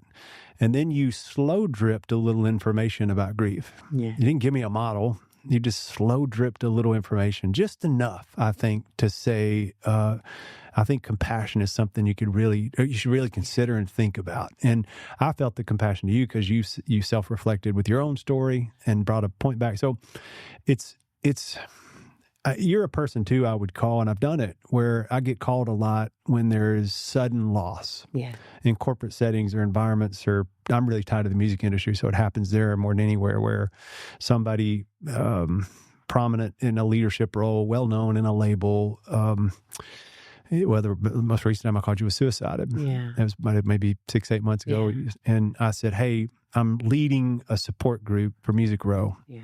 And this person was so well loved. And yes, I know all the things about, I feel like I know a lot of the things about grief, a lot of things about trauma. I know where people are. And I'm showing up this morning and feel completely unequipped to guide people in this conversation. Yeah. And you didn't go into reminding me of what I know. Yeah. You started to remind me about who I am. Yeah. So I want to say to all of you that are listening, that's the tool I hope you cherry pick out of this, that when you're on the receiving end of someone asking or sharing their experience about rejection, around loss, around stress, around trauma, around grief, look for a theme, because they might be bringing up grief. And for the pressure to be off, you don't have to intimately know the grief model to be effective there. What you can do is show up with empathy, show up with a little compassion. Don't be afraid to relate and share a story. You don't have to, but just, and then drop in a tool if you have one. But really, you're there just to hold space for somebody so that they can then self-reflect. Because here's what came out of that, which is pretty cool. Yeah. I didn't feel like I needed to run away from it or deal with, but what I did do was I thought, I have said out loud before that I'm pretty good. I've gotten good at goodbyes, because in our space, there's a whole bunch of goodbyes. All the time. And if we're doing our job right, there should be a lot of goodbyes. That's right. So we're not, we don't need people anchoring in with us for a lifetime. Hopefully we get to push them out of the nest at some point. And I've gotten good at that, getting connected intimately with people's stories and then having them move on, and we may not connect again, and that's totally okay. And yet when I'm really busy, I miss the things I'm good at. That's right. Oh my God, that's so powerful. And I think it's not just about busyness. I think it is also about the electrical currents. Emotions are just little electrical currents that run through our system. And when we're surprised by something or when we're hurt by something, the intensity, the little, cars on the highway, it gets more crowded. And because our system wants us to get relief, it will kind of latch onto something. And so sometimes we'll be like, why do I care so much about these napkins that I'm buying at the, why do I keep telling this lady I need them in a different color? We can just latch onto something so that the intensity has a place to land. And I started to say Dick Schwartz's work, one of the pieces that I always use. So whether it's you or someone else comes to me and says, hey, this thing has happened. There's two pieces. One is this thing has happened to you. And the second piece is you have a job to do. That's true for every griever. You're going to have to plan a funeral. You're going to have to show up for folks, but we can't go to the job before we go to what happened. Right. And so what I always model is just the compassion. I'm sorry. Like, God, of course that hurt your feelings. Like, I'm sorry about that. That hurts. And then usually what I ask is like, what do you know about that kind of hurt? Is that a lifelong story of hurt? Is that a kind of a new one that's sharp? And then, what do you need in this moment? And then I say, we'll get to the job stuff. We'll do the grown-up part. But I just want to check, like, do we need to go on the swings? Do we need to take a walk? Do we need to take ourselves out for an ice cream cone? The way I would with my kid if they, didn't get the part in the play, or if somebody else got the, award that they wanted. Will you say those 3 things one more time? You do this, this, and this? Yeah. So the first thing that I do is I offer the compassion, right? Okay. Compassion first. Yeah, the compassion first. And then I sort of say, what is it that you need? Okay. Like, what is it? Assess for need. Yeah. And then I allow for the part that is the grown-up part to be valid. I know we got work to do, right? What is the work? We'll do it. Because a lot of what grown-ups are afraid of in that moment is like, if I feel the feelings, I'm not going to do the work. But if you don't feel the feelings and you do the work, you're going to plow over people because you're dissociated from what's happening. And you do this really beautifully. Like when you call me, I know there's something. And that, I use this as a tool. I actually call it the triangle of trust, that you need to have 3 people in your pocket at all times that you can call when you are in it, in this moment, in it. And the reason you call them is because then you're not alone in it. For a lot of us, trauma, the recidivism of trauma is that I was alone and I couldn't figure out what to do. And so I have 3 people, I text them and I will, send a quick text and sort of say like, something bad's going down. I don't even tell them what it is, or like, I'm in it is a phrase that I will say. And then they'll write back like, I'm with you, or do you want me to call you? And the reason you need 3 is that like, maybe somebody's going to say the wrong thing, even though they love you. They're going to show up with the like, oh, well, this is what you should do. And somebody's not going to be available. So you need 3. You need 3 voices that are the triangle of trust. And then we're co-regulating the intensity of the emotion. Because the thing about grief, and I get to be this person now, 6-7 years out from my mom's death, is I know you're likely going to survive this. But I also 100% believe when you're in that moment that the intensity of it is telling you won't, and that nothing good will ever be. And so what I often say is, I totally believe you. You're never going to go on another date. You're never going to work with another company. I know. True. And also, I think there's a very strong likelihood that you will, and I'll just hold that hope. You don't have to, but when you need it, I have the jar. You come get it. But I think it's important to co-regulate the complicated sort of like I don't want it to be this way, but it feels like it's true right now.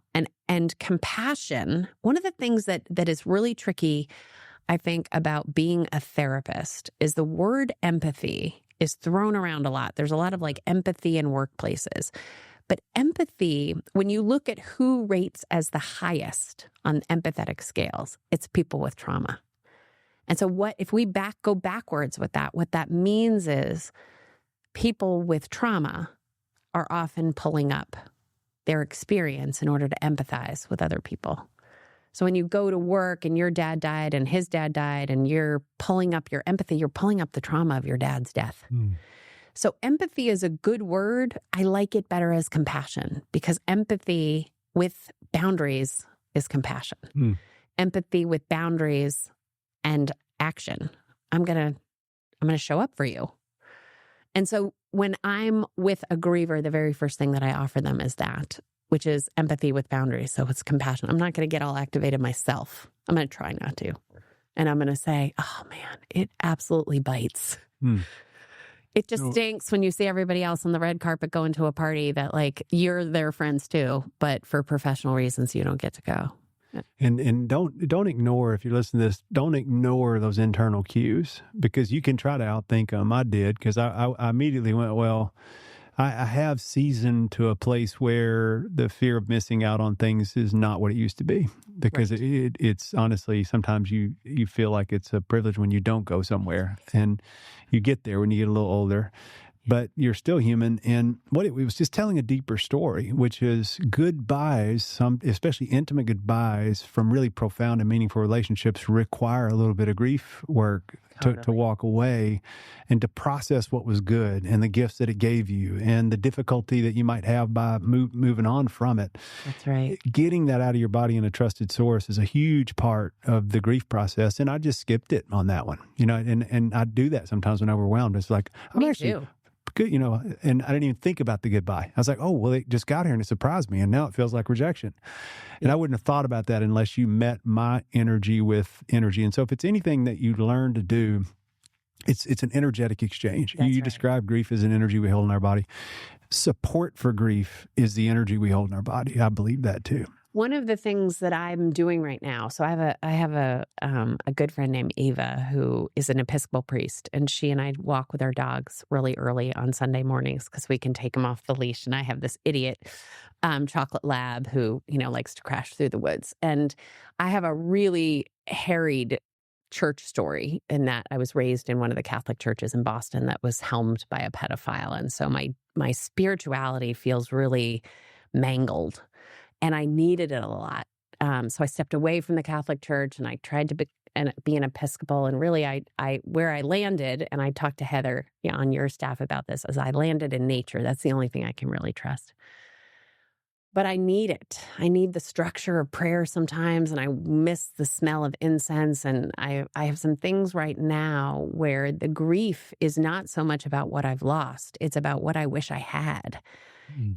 I'm growing some stuff in my professional life, and I'm always a person who wishes there was a big sister or a mentor who could just tell me what to do. So I'm just like everybody else in that way. But I have a lot of grief around the idea that no one has my answers but me, and I have to build them myself. And so I was on a walk with my friend Eva a couple of weeks ago, and she's very patient, and she's been with me in this process for a long time. And I was talking about something like I had to hire somebody or fire somebody. I don't know what I was talking about. And I was really in the pain of it. And she did this thing where she sort of shuddered like she had walked through a cobweb. And I said, what was that? And she said, I don't like the way this feels. And I said, what do you mean? And she said, well, first of all, you're talking like you just fell off the turnip truck. Like you don't know things. And I was like, well, yeah, when you're talking in your feelings, that's what it is. You don't know things. You just feel your feelings. And she said, listen, can I just ask you something as your friend and spiritual advisor? And she had this tone that was she was mad at me, which I enjoyed because my mom, when I used to get advice from my mom, she was always kind of scolding. And she said, did it ever occur to you to just pray? And I was like, no, it has literally never occurred to me to pray. And she was like, well, maybe just try that. And then we're walking in quiet for a minute. And I was like, I don't even know what that means. I grew up with prayers that were prescribed to me. So you could 5 Hail Marys, 10, and most of the time it was for apology. It's like you're saying the rosary because you're sorry about just being a regular 10-year-old kid. So I'm looking at her and I'm feeling like a real idiot. But I was like, what would that look like? When do I do it? And do I kneel? I was really trying to take in the advice, but at a real loss as to what she meant. And as we walked, she sort of said, well, maybe you should just do it a couple of times during the day. And I was like, oh, right. Like the faiths that sort of turn to Mecca and they pull out there. And I was like, oh man, I think this is what I tell grievers. I have a whole thing in my curriculum where I tell them not to make a plan that's more than 3 hours out. Oh, I'm sorry. That's my phone. Oh, that's all good. It's in my bag. Can I grab it? Yeah, for sure. Okay. What is wild about this is the thing I'm talking about. This is the alarm. Watch your mic right behind you there. Oh, sorry. Ashley will give you Oh my God, you guys, I'm a disaster. No, you're great. I just don't want you to trip. Okay, so this is it. This is what I'm talking about right now. Okay, so I just had to walk away from the mic because the thing that I'm talking about just happened, which is my phone alarm went off. Let me turn my phone off so that doesn't happen again. Eva said to me, set an alarm on your phone 3 times a day. And just check that your train is still on the track. Meaning, check in on your grief. Check in on your emotional intensity. What would that look like if you were to do it out loud right now? Yeah. So which I should, because the alarm just went off. So what it looks like is I spend 4 box breaths. I breathe in for 4. I hold for 4. Breathe out for 4. And I do this little internal scan of where is there active energy inside my body. And then I ask, is it grief? Am I feeling a sense of loss? And the reason I brought this up is you said, sometimes I just breeze past it. I don't think we consciously breeze past things. I think we don't notice that they're in there. So the past 3 days, when I have had this alarm go off in what my friend Eva is calling prayer, even though I'm not really, there's no real words in here other than are my train on the track. And then I say, I'd like to be back in alignment. That's a whole sum total of my spirituality growth at the moment. But I noticed that I had this like little burn in here. And I was like, what is that about? And what it was about when I asked it, what do you need me to know? Is that my daughter was in the UK with my husband looking at colleges. Today? This weekend. This okay. past weekend. And I feel some kind of way about that. That I didn't notice. Everybody tells you feel, oh, there's so much grief when your kids leave home. And I was like, I'm not really feeling that. I don't really have that. And the alarm went off and I was like, what is that inside? And what is that inside? Is she's going to go to college in the UK, which I've known because she's been telling me that since she saw Harry Potter and then went to Oxford and was like, I'm going to go to one of ththese schools. She's, obsessed Oxford. with, she's not going there, but you were just there. But I think grief is a daily experience and it requires a daily practice.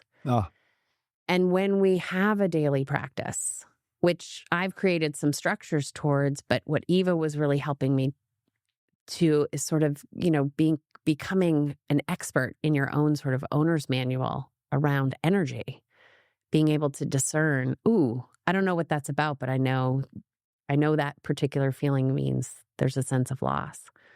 Because I think we think of loss as something that already happened. But Lucy doesn't leave my house until next summer. And the grief process could start it's now. Already, I'm clearly I'm in it. I mean, clearly I can feel it. And what happens if you, in your experience, as you've seen, because I think I was just talking to a friend of mine yesterday who's about to be an empty nester and was already feeling it. What happens if you don't acknowledge that, don't have an alarm to check in on that, and it just arrives? There is some brutal science that much of it is collected by this extraordinary, a good friend of mine, Mary Frances O'Connor, who runs the GLASS lab, the Grief and Loss lab at the University of Arizona. What happens when you don't address grief is brutal. Everything from which I experienced, I had a lot of break in friendships because I was too hot to handle. I came in hot. I was mad at people. I couldn't regulate myself. And some of those relationships just didn't make it. But also, it creates autoimmune disorder. Like when it is not attended, we have data that says, some extraordinary data that for a man, if his spouse dies, he's at higher risk to have a heart attack than at any other point in his life for the next 24 hours, and higher risk of stroke and heart attack for the next 8 months. Wow. So there's real consequence to not being able to understand the intensity of grief energy in your system. So at a basic level, you'll be more irritable. You might make more impulsive decisions. But at a cellular level, it lands inside our system and it can do, we have 12 systems in the body. So any one of them, your hair and your skin and your nails can get dry and brittle. And that's not just because of grief. It's because our endocrine system is impacted and it drives how well our hormones are functioning. And when our hormones aren't functioning, you're going to see things like, people develop Hashimoto's and they end up in a doctor's office because the doctor thinks they might have lupus. And what's really stunning is that those doctors are never, ever screening for grief and loss. They're never. Nor are they trained in how to navigate it and what to do with it. No, and then also we don't really have a culture where there's someone that they can refer to even if they did ask. I mean, that's a trick. I have this experience. Let's talk about that for a minute, because I almost think we're going to have to do a part 2, because we're literally I'm talking too much. No, you're not. But all the ears and eyes are probably like, whoo, because I leaned in. We're getting into the kind of the biology and what happens, the physiology of grief in our body. And there may be more of a master class in grief, which I've seen you do. Wow, it's awesome that we may get to that. But I really wanted to get to the human side of it, and so people could experience it. But I would like to take maybe our last 10 minutes or so and to illuminate your solution, in a sense, or part of a solution for what you see as a world that has their head in the sand around this really important process that is way more. I mean, I can concur that a tremendous amount of mental health issues that I have helped guide people through, whether it be substance use, depression, anxiety, suicidal ideation, once we got to the core, it was stuck or unprocessed grief. Yeah. And so it is a universal condition that unfortunately we treat as awkward and therefore sometimes avoid, and it comes at a significant cost to our health and wellness. And because of that, you're really getting out of the box as the therapist. I mean, you could totally stay in your lane, but you're going into Fortune 100 companies and consulting them on policy change and how to. But I guess if you could highlight, here's what I see about this model. The last one that was really substantial was 69. Here's what I see that I've innovated, and here's how I think it can be a solution to the world. Do you mind giving us a little bit on that? No. So I built this thing which is called the Grief Mentor Method, and it's part of a larger concept around which we call the Great Reconnect. You know, the idea that our culture is really deeply disconnected from so much, and that if we are able to plug back in, then we have more agency around really honestly how we show up for our lives. So the Grief Mentor Method is 6 core components to creating a personalized grief practice. And it's built off of, I actually dreamt it, which I think I've shared with you. It's built off of that whiteboard, that original whiteboard, and then sort of my own fury and sort of desperation that we shift how the culture views. I mean, it sounds so narcissistic when I say it, but I really just don't understand why we couldn't shift this conversation so that we looked at grief and loss as something that is a human experience that we need to be supporting. So the mentor is a mnemonic, so M.E.N.T.O.R. M is mindfulness. So it starts with, you know, when I'm working with that executive who never goes to the bathroom, it's going to be some minutes where we're starting with mindfulness to sort of bring you to connect to the energy that's inside your system. It's not linear, so you don't have to do M.E.N.T.O.R, but it's built so that it's pretty impactful if you do it that way. What I say to clinicians is start wherever you feel like your strength is. Go for the easy wins. So if you used to be a national park guide, then you're going to start with O, which is outside, and go outside and take your people outside. But mindfulness, you can't skip. And I usually like people to start with it because people are so disconnected. Even the folks that are going to yoga every day can be really disconnected to the energy that's inside their system. I think you highlighted it beautifully earlier on in the conversation when you said we can, and I like the way you framed it, we can actually unconsciously train our body that it can't trust us to respond to our needs. That's it. And when we do, we separate, you know, who we are from the vessel that carries us. And that is often grief is unembodied emotion. That's it. Undigested and then you're emotion. running around to all the other clinicians to tell you what is wrong with you.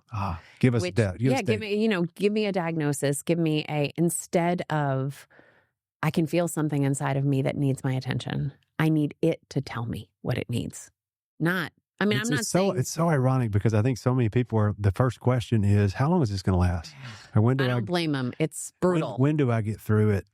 And your first technique or concept is first we got to get you with it. Yeah. Let's get to know your dance partner here a little bit. Right. And then we move into energy, which is E, and energy is really talk to me about what it feels like. Are you somebody who is mad at everybody, which is what I was. I was mad at everybody. And that anger really is what built, I wrote 3 books. I built a platform. I started a podcast. Like it was the rocket fuel behind kind of getting my mental health straight so that I had felt like I was correcting what didn't look like it was, serving the population. But it's really important for people to know that there's the sympathetic nervous system, which is the activation system where fight and flight are responses. So to some degree, being mad all the time is a fight response. What I did after I was mad is I drove across the country for 5 months with my family during COVID. Like we ran. And people would say, "Oh my God, you're such a good mom. You took your kids on this," And I was like, "Oh, make no mistake. This is me running.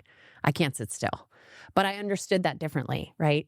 That rocket fuel inside me needed movement. So that energy, and also with M, we also talk about movement. How are you going to move with this? That energy is where we teach clinicians. We teach clinicians how to be with that energy, central nervous system regulation. We teach a lot of the sort of bioscience and the neuroscience behind what happens inside the system. And then we move into nourishment. So nourishment is this idea that like we're built as a human system, so you're going to need to feed your cells.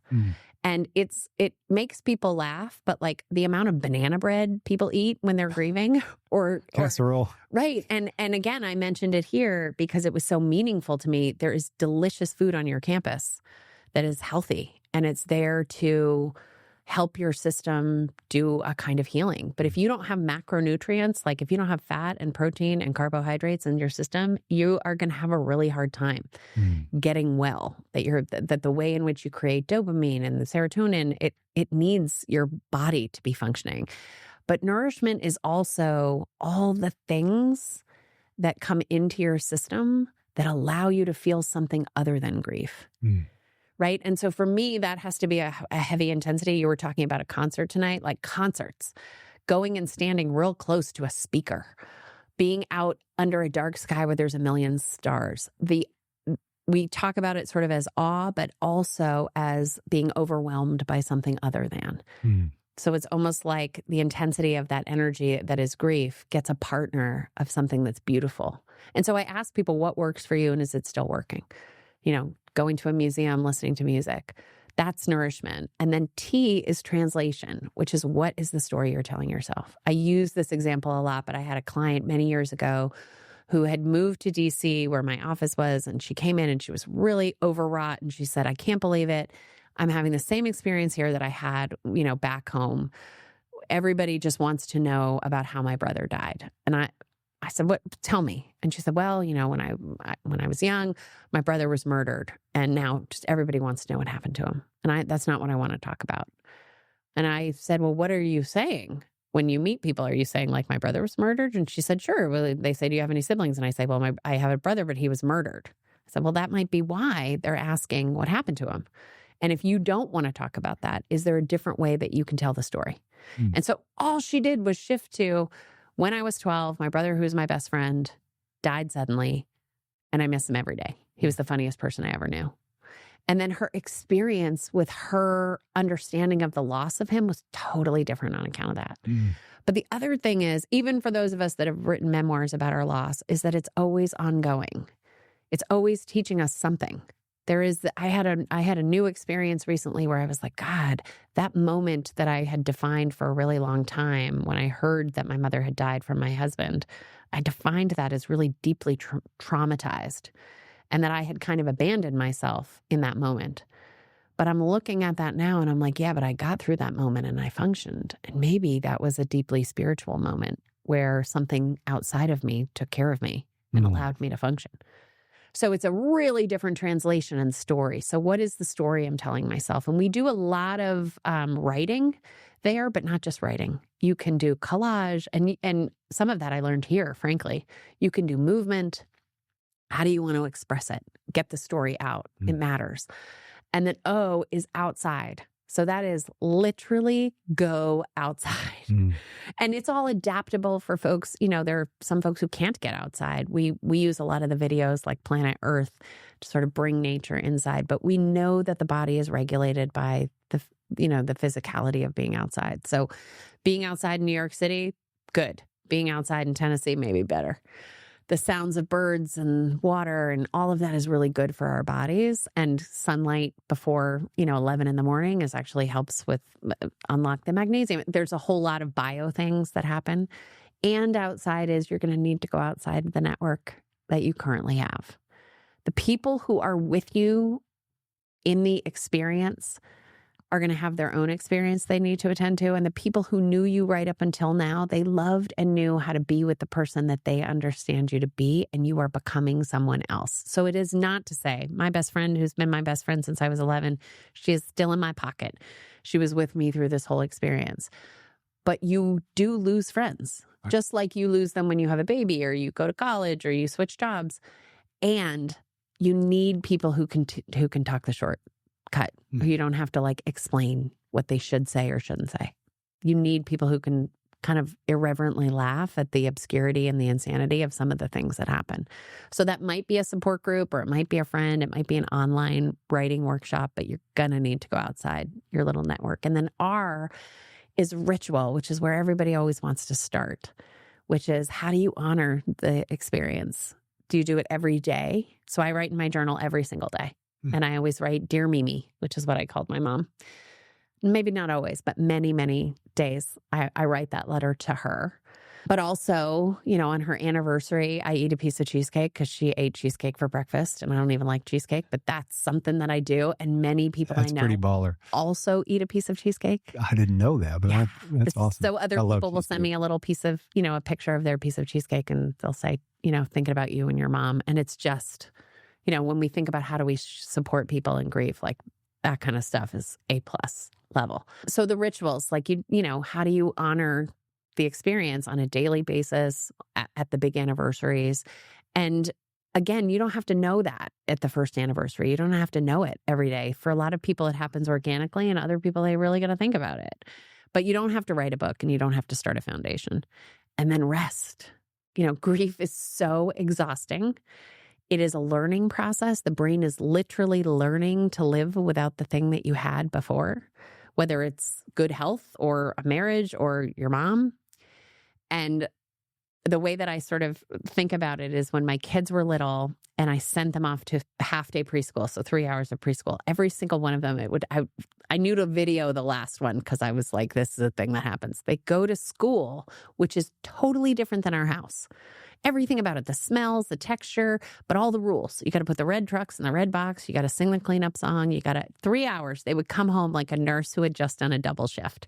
They would like eat a whole bag of goldfish crackers, crush 2 apple juice boxes, and then fall asleep on the couch while they were watching Backyardigans, like just dead to the world, because it's so much for the brain to process, to understand what are their new rules.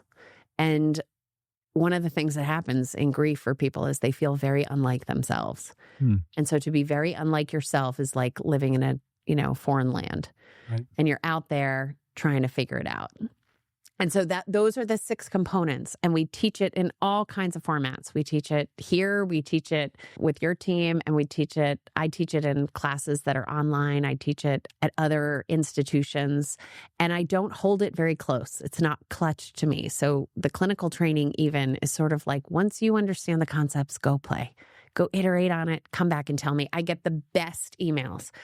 I had somebody raise their hand and say, like, how would you use this with nonverbal 5th graders? And I was like, I can't wait until you tell me.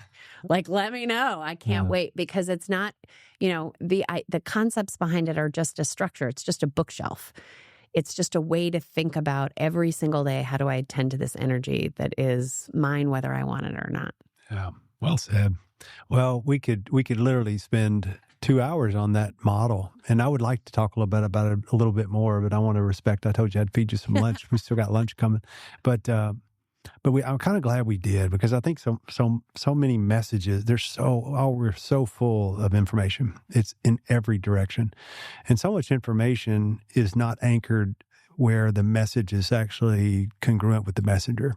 And I started there and I'll end there to say, I really think you carry your message in such a sacred, intentional, proactive, it's an exciting thing. And I know you've struggled with taking it from here to here, and what does that look like, and how do I not lose myself in the process? I do too. It's so hard. All the people that you and I have talked about that I've gotten to watch take it from here to here, the Brenes and other great friends of the world, that everybody struggle with that. And it's like, how do I go from here to here to here with this construct and this message? And you're doing it so thoughtfully, and it's going to be right on time. And I want to tease it out so that people get a taste of it, but they walk away knowing the messenger, that it's congruent. You embody this. You're living it out right now. And I think that My favorite part about it probably is years ago, I didn't know this would be as controversial as it was, and then it ended up being something people appreciated, was I love playing with words and rebranding and telling new stories. And we had been calling our clinicians, therapists, and group leaders and things that are more traditional for years. And I really got to think, what does they really do for people? Because a therapist or a counselor that has a credential, I don't mean to discount the people that have done the work and the years of education to get it, but it implies that you have this information to go fight my dark battles, and that in that relationship or exchange, it's you are Luke Skywalker, and I'm bringing you the dark force. Go help fight it for me, which is the opposite of what we've good therapy is. Is where they are actually Luke Skywalker. You remind them of that they can fight the dark force, and we get to be Yoda. That's it. We get to join them. And so I changed what we called our clinicians to guides, because I think true therapy, counseling, coaching is when you can join someone and help them take a step forward.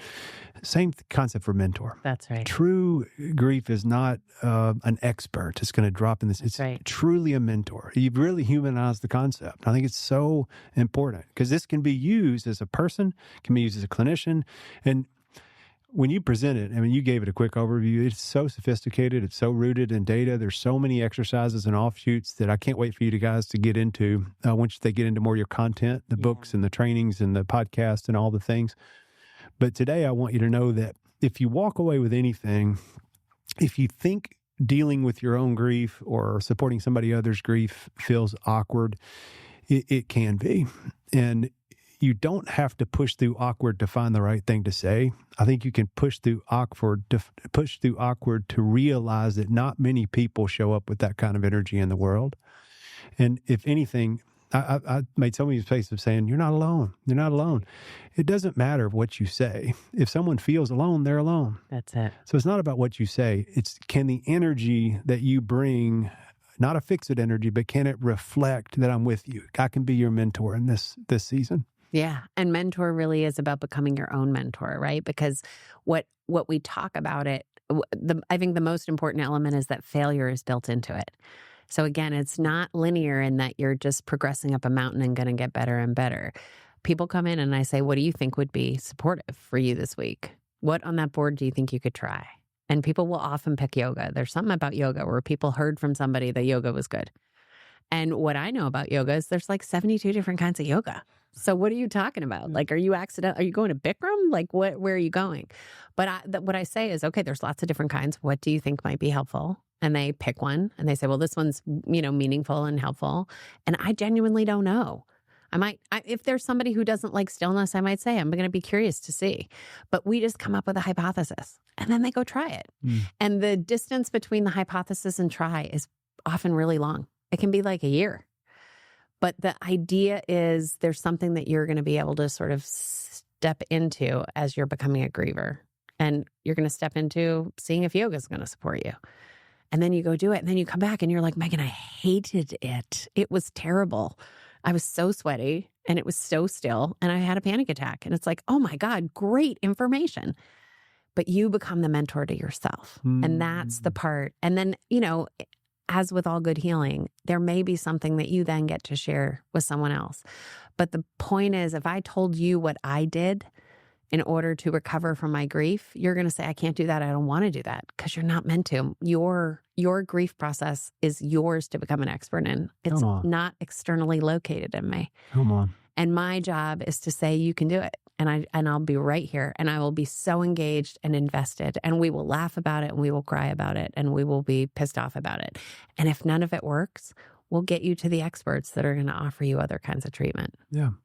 Gosh, I was going to close with saying, what do you want to share with a grieving world or people that are either in it, curious about it, running from it, all the above? But I think you just said it. And so I think that's perfect, because you reminded me, we use a saying, it's actually on this cup, there's an Onsite on this side and trust the process. We've been using that for years, and people often wonder, what is the process?